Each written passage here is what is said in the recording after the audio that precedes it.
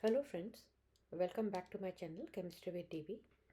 So in this question we are going to discuss as to how do we need to find out the unknown oxidation state for vanadium or anything.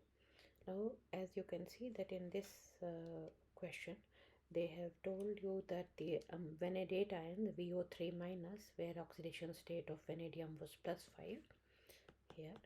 So this was reduced to an unknown oxidation state, and then this Vx plus was oxidized back to vanadate ion, that is +5 oxidation state, by potassium magnate, which is an oxidizing agent.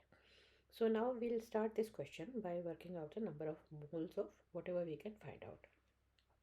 So we can see that the number of moles of vanadate ions here was 25 times 0.02 over 1000, and that was 5 times 10 to power minus 4 moles. Similarly, we can also find out the number of moles of manganate ions from the data given, which is 20 times 0.01 over 1000. So that is 2 times 10 to power minus 4. Now you can see from this equation, this one, that the number of moles of manganate ions, the ratio of the manganate ions to the electrons gained by this is 1 to 5. So therefore the number of moles of electrons gained by MnO4 minus would be 5 times 2 times 10 to the power minus 4. So that is 1 times 10 to the power minus 3. Now let's see what is happening in this reaction. It's the Vx plus is losing some electrons to, let's say, n number of electrons.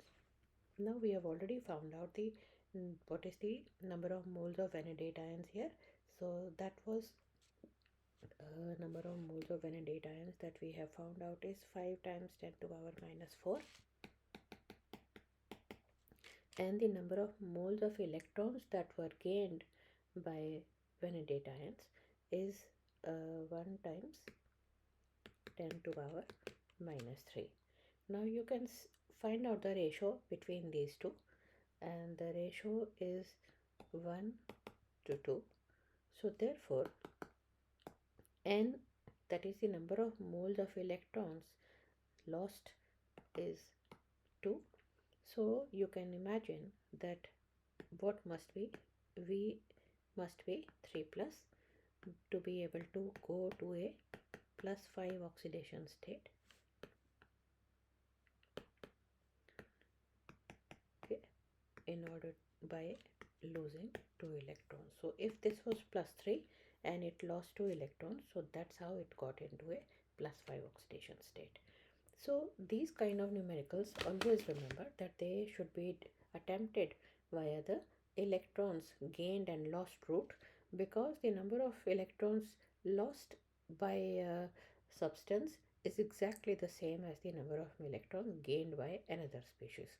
So by matching these two and finding out the molar ratio, you can always figure out these questions. I hope this explanation was useful, and if you like this video then please like, share and subscribe. Thanks for watching. Bye. Take care.